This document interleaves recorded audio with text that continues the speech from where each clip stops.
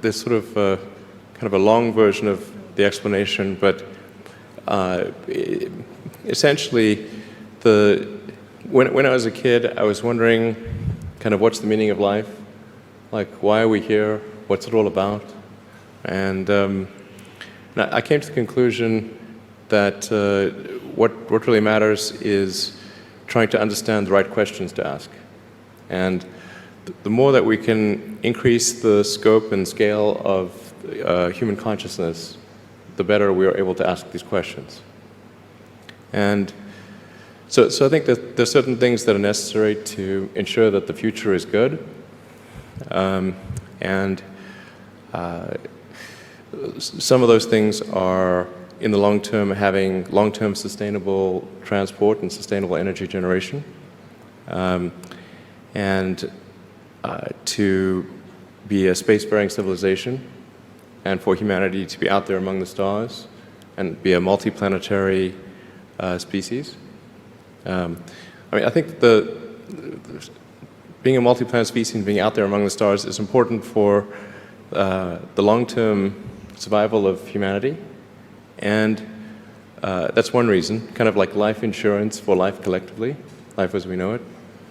But then the part that I find personally most motivating is that it creates a sense of adventure, and it makes people excited about the future. And if you consider two futures, one where we are forever confined to Earth until eventually something terrible happens, or another future where we are out there on many planets, maybe even going beyond the solar system, I think that second version is incredibly exciting and inspiring, and there need to be reasons to get up in the morning. You know, life can't just be about solving problems. Otherwise, what's the point?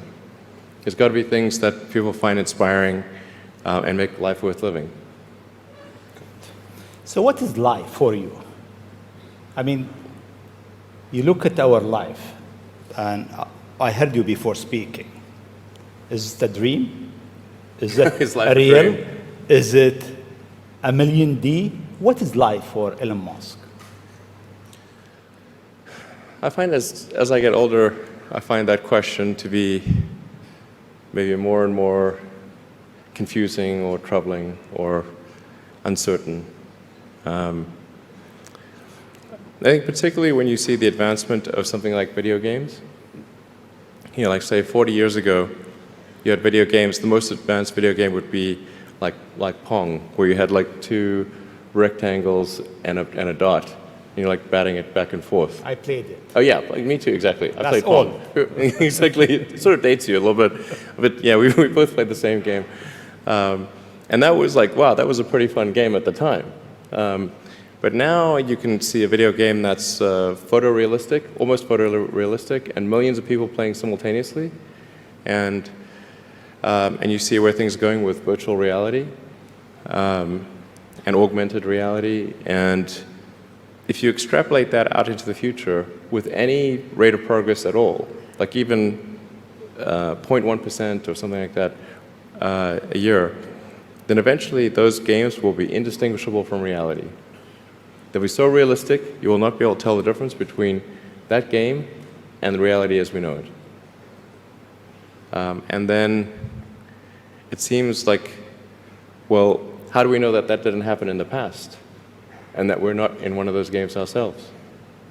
Interesting. Interesting. I mean, could be. Everything is possible in life. I mean, yeah, particularly like things seem to be accelerating to something. Isn't it? I mean, if we look at our life, it seems in the past 100 years, life been accelerating quite fast. Yeah. In the past 20, It's much getting faster. Faster and faster. Is it more slow? So my question is really, how life will be in Earth 20, 30, 50 years from now? Our education, our transport. How do you see it? Well, I think this is one of those things that's quite difficult to predict. When you think of, say, the first controlled powered flight was 1903 with the Wright brothers. And then 66 years later, we put the first people on the moon. I mean, if you'd ask people, say in 1900, what are the odds of man landing on the moon, they would have said that's ridiculous. And if you try to talk to them about the internet, they would not even know what the heck what are you even talking about? Like, this sounds so crazy. But today, with a $100 device, you can video conference with anyone in the world, on the other side of the world. And if you have a Wi-Fi connection, it's basically free. Free to have an instant visual communication with anyone, or even with millions of people. With social media, you can communicate to millions of people simultaneously. And you can Google something and ask any question. It's like an oracle of wisdom that you can ask almost any question and get an instant response. It would have been incredibly difficult to predict these things in the past, even the relatively recent past. So I think the one thing that we can be quite certain of is that any predictions we make today for what the future will be like in 50 years will be wrong. That's for sure. I mean, I think directionally, I can tell you what I hope the future has, as opposed to maybe what it will be, because this may just be wishful thinking. I mean, I hope we are out there on Mars and maybe beyond Mars, the moons of Jupiter. I hope we're traveling frequently throughout the solar system, perhaps preparing for missions to nearby star systems. I think all of this is possible within 50 years. And I think that would be very exciting to do that. And I think we'll see autonomy and artificial intelligence advance tremendously. I think that's actually quite near term. My guess is in probably 10 years, it will be very unusual for cars to be built that are not fully autonomous. 10 years. 10 years from now. Yeah. I think almost all cars built will be capable of full autonomy in about 10 years. As it is, the Tesla cars that are made today have the sensor system necessary for full autonomy, and we think probably enough compute power to be safer than a person. So it's mostly just a question of developing the software and uploading the software. And if it turns out that that more compute power is needed, we can easily upgrade the computer. And so that's all Tesla's built since October of last year. And other manufacturers will follow and do the same thing. So getting in a car will be like getting in an elevator. You just tell it where you want to go, and it takes you there with extreme levels of safety. And that'll be normal. It'll just be normal. Like for elevators, there used to be elevator operators. You get in, there'd be a guy moving a lever. Now you just get in, you press the button, and that's taken for granted. So autonomy will be widespread. I think one of the most troubling questions is artificial intelligence. And I don't mean narrow AI, like vehicle autonomy I would put in the narrow AI class. It's narrowly trying to achieve a certain function. But deep artificial intelligence, or what is sometimes called artificial general intelligence, where you could have AI that is much smarter than the smartest human on Earth. This, I think, is a dangerous situation. Why it is dangerous? I mean, there is two views. One view is artificial intelligence will help humanity. There is another school of thought is artificial intelligence is a threat to humanity. Why is it? Well, I think it's both. It's like one way to think of it is imagine we were going to be visited. Imagine you were very confident that we were going to be visited by super intelligent aliens in, let's say, 10 years or 20 years at the most. Super intelligent. So you think within 20 years yes, we'll have alien in Earth? Well, digital superintelligence will be like an alien. It will be like an alien. Yeah. But my question is, do you think there is other intelligent life outside the Earth? It seems probable, but I think this is one of the great questions in physics and philosophy, is where are the aliens?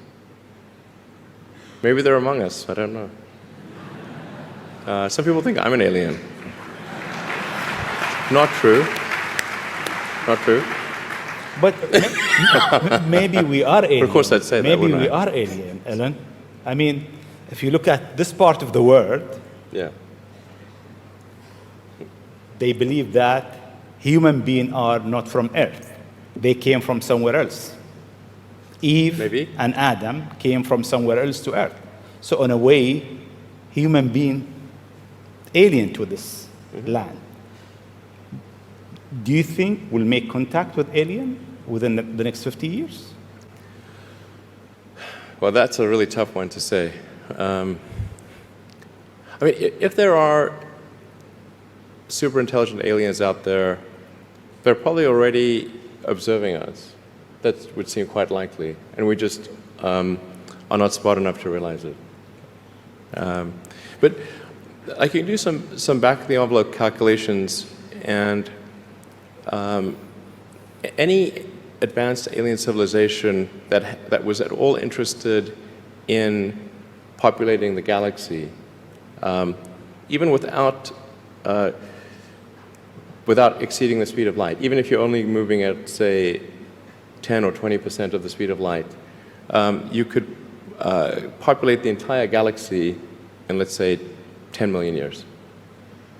Maybe 20 million years max. This is nothing, in the grand scheme of things.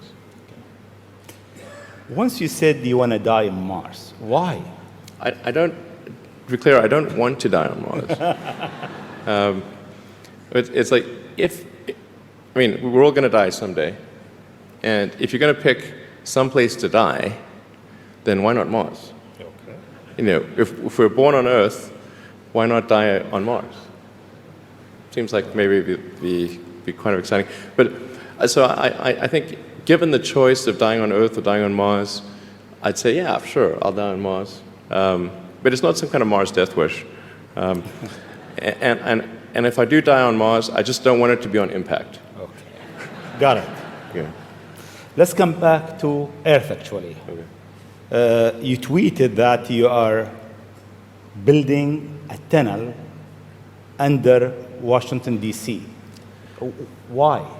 What is it? Well, it's a secret plot. Okay. Just between us. Okay. Nobody heard you? Yeah, exactly. Please keep that secret. I think this is going to sound a little. It seems like somewhat trivial or silly, but I've been saying this for many years now. But I think that the solution to urban congestion is a network of tunnels under cities. And when I say, I don't mean a 2D plane of tunnels. I mean tunnels that go many levels deep. So you can always go deeper than you can go up. Like the deepest mines are taller than the tallest buildings. So you can have tunnels, a network of tunnels that is 20, 30, 40, 50 levels, as many levels as you want, really. And so given that, you can overcome the congestion situation in any city in the world. The challenge is just figuring out how do you build tunnels quickly and at low cost and with high safety. So if tunneling technology can be improved to the point where you can build tunnels fast, cheap, and safe, then that would completely get rid of any traffic situations in cities. And so that's why I think it's an important technology. Washington, D.C., L.A., and most of the major American cities, most major cities in the world, suffer from severe traffic issues. And it's mostly because you've got these buildings you have tall buildings that are 3D, and you have a road network that is one level. And then people generally want to go in and out of those buildings at the exact same time. So then you get the traffic jam. Let's come back to UAE and Dubai. The first time I met you, it was 4th of June 2015 at your office in SpaceX. And I asked you, would you have a presence in UAE? And your answer was, I'm busy with China. Maybe not in the near future. Yeah. And almost a year and a half later, we are here. Seems time goes quite fast. Yeah. Why now? Well, I think actually things are going reasonably well in China. We had some initial challenges figuring out charging and service infrastructure and various other things, but now it's actually going fairly well, and so the timing seemed to be good to really make a significant debut in this region, starting in Dubai. Okay. In your opinion, what is the new disturbing thing that will come in technology next? What's next in technology? What's next in technology? That will disturb the way we live, the way we think, the way we do business. Well, the most near-term impact from a technological standpoint is autonomous cars, like fully self-driving cars. Like I said, that's going to happen much faster than people realize. It's going to be a great convenience to be an autonomous car, but there are many people whose jobs it is to drive. So in fact, I think it might be the single largest employer of people is driving in various forms. And so then we need to figure out new roles for what do those people do. But it will be very disruptive and very quick. Now, I should characterize what I mean by quick, because there are quick means different things to different people. There are over 2 billion vehicles in the world, approaching 2.5 billion cars and trucks in the world. The total new vehicle production capacity is about 100 million. Which makes sense because the life of a car or truck before it's finally scrapped is about 25 years. So the point at which we see full autonomy appear will not be the point at which there is massive societal upheaval, because it will take a long time to make enough autonomous vehicles to disrupt employment. So that disruption I'm talking about will take place over about 20 years. But still, 20 years is a short period of time to have, I think, something like 12 to 15% of the workforce be unemployed. Yeah, thank you. This is the largest global government summit. We have over 139 government here. If you want to advise government officials to be ready for the future, what is 3 things or 3 advice you'll give them? Well, I think the first bit of advice would be to really pay close attention to the development of artificial intelligence. I think we need to just be very careful in how we adopt artificial intelligence, and to make sure that researchers don't get carried away. Because sometimes what happens is a scientist can get so engrossed in their work, they don't necessarily realize the ramifications of what they're doing. So I think it's important for public safety that governments keep a close eye on artificial intelligence and make sure that it does not represent a danger to the public. Let's see. Secondly, I would say we do need to think about transport in general, and there's the movement towards electric vehicles, sustainable transport. I think that's going to be good for many reasons, but again, not something that happens immediately. That'll happen slower than the self-driving vehicles. So that's probably something that happens over 30 or 40 years, the transition to electric vehicles. So thinking about that in context, the demand for electricity will increase dramatically. So currently, in terms of total energy usage in the world, it's about 1/3 electricity, about 1/3 transport, about 1/3 heating.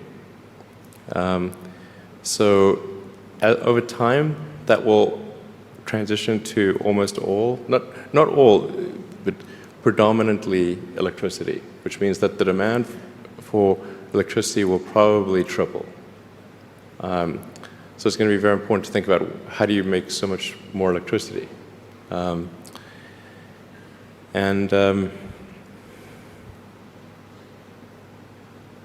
Seem they have an easy job. That's it. There's no more challenges for them.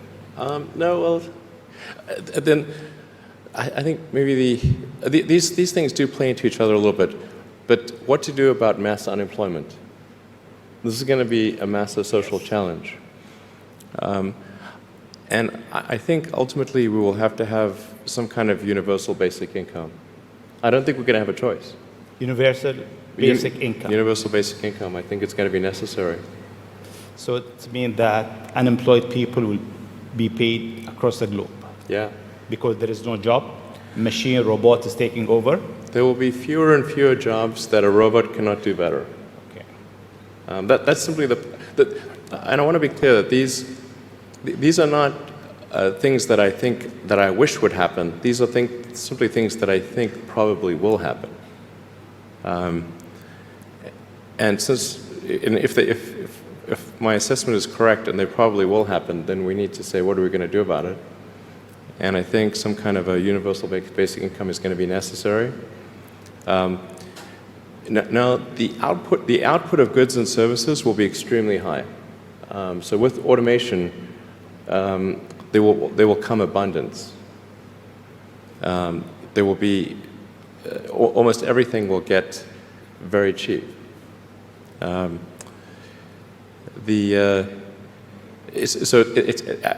I think the biggest. I think we'll just end up doing a universal basic income. It's going to be necessary. The harder challenge, much harder challenge, is how do people then have meaning? Like a lot of people, they derive their meaning from their employment.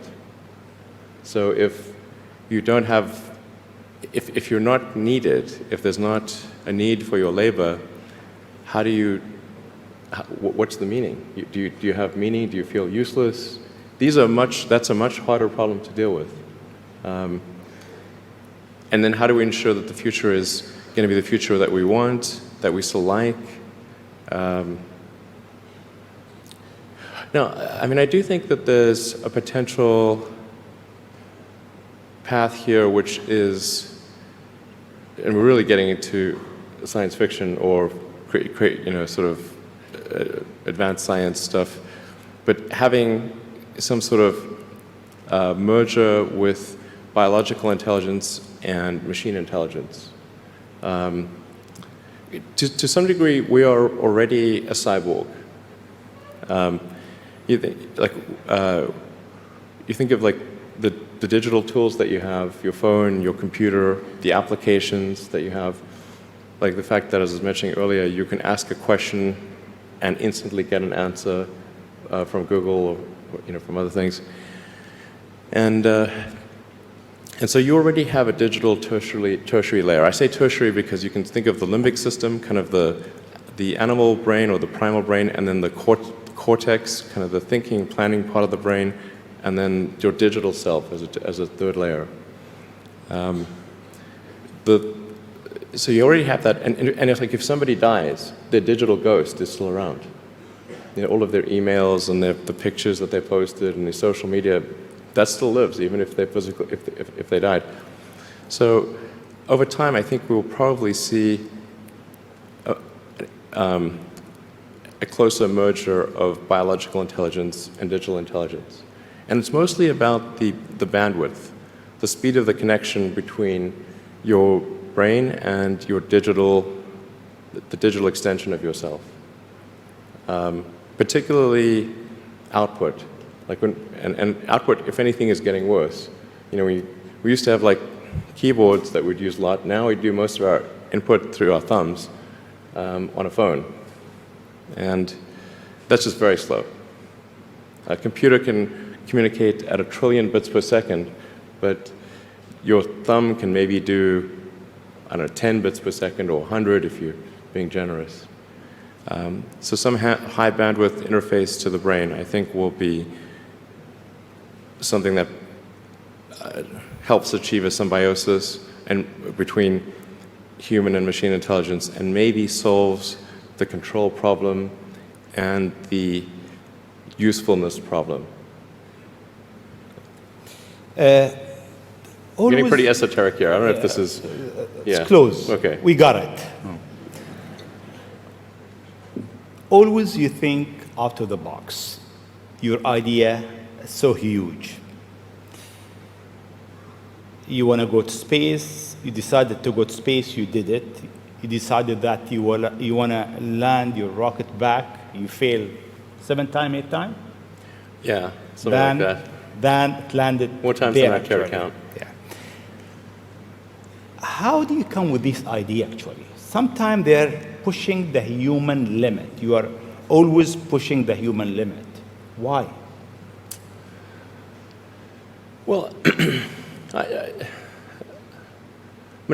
think about what technology solution is necessary in order to achieve the particular goal, and then try to make as much progress in that direction as possible. So in the case of spaceflight, the critical breakthrough that's necessary in spaceflight is rapid and complete reusability of rockets, just as we have for aircraft. You can imagine that if an aircraft was single use, almost no one would fly. Because you can buy, like, say, a 747 might be $250 million, $300 million, or something like that. You'd need 2 of them for a round trip. But nobody's going to pay millions of dollars per ticket to fly, to do air travel. But because you can reuse the aircraft tens of thousands of times, the air travel becomes much more affordable. And the same is true of rockets. So our rocket costs $60 million, roughly. So the capital cost, if it can be used once, is $60 million. But if the capital cost, if it can be used 1,000 times, is $60,000.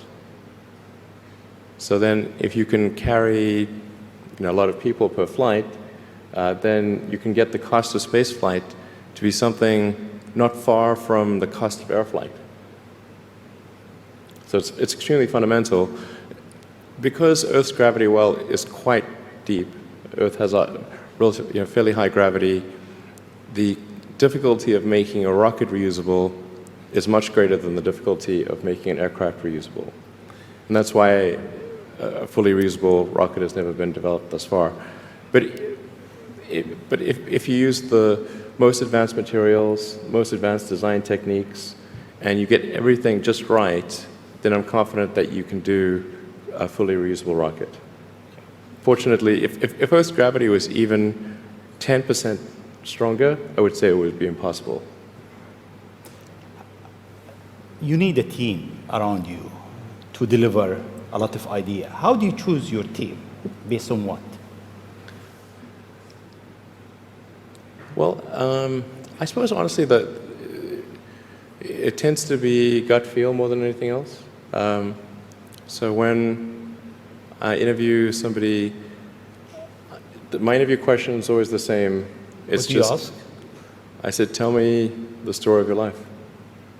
And the decisions that you made along the way and why you made them. And then, and also tell me about some of the most difficult problems you worked on and how you solved them. And that question, I think, is very important, because the people that really solved the problem, they know exactly how they solved it. They know the little details. And the people that pretended to solve the problem, they can maybe go one level and then they get stuck. So, what was your biggest challenge in life? Biggest challenge in life?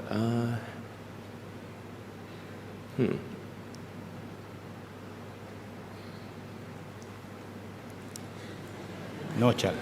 Well, no, there's a lot of them. I'm trying to decide which is which is the worst. I think just thinking about how to spend time.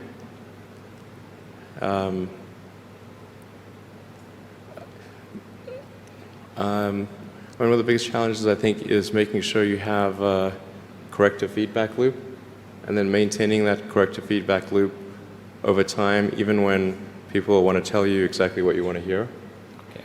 That's very difficult. Yes. Time is over. I'll ask you just one last question, Sure. if you allow me. In the World Government Summit, we have so many people so many young people actually, from across the globe. If you have an advice to them, young people globally who want to be like Elon Musk, what's your advice to them? I think that probably they shouldn't want to be. You? I think it sounds better than it is. Okay. Yeah, it's not as much fun being me as you'd think. I don't know. You don't think so? No. There's definitely, it could be worse for sure, but it's, I'm not sure I'm not sure I want to be me. Okay. But if, I think advice, I mean, if you want to make progress in things, I think that the best analytical framework for understanding the future is physics. I'd recommend studying the thinking process around physics, like not the equations. I mean, the equations certainly they're helpful, but the way of thinking in physics is it's the best framework for understanding things that are counterintuitive.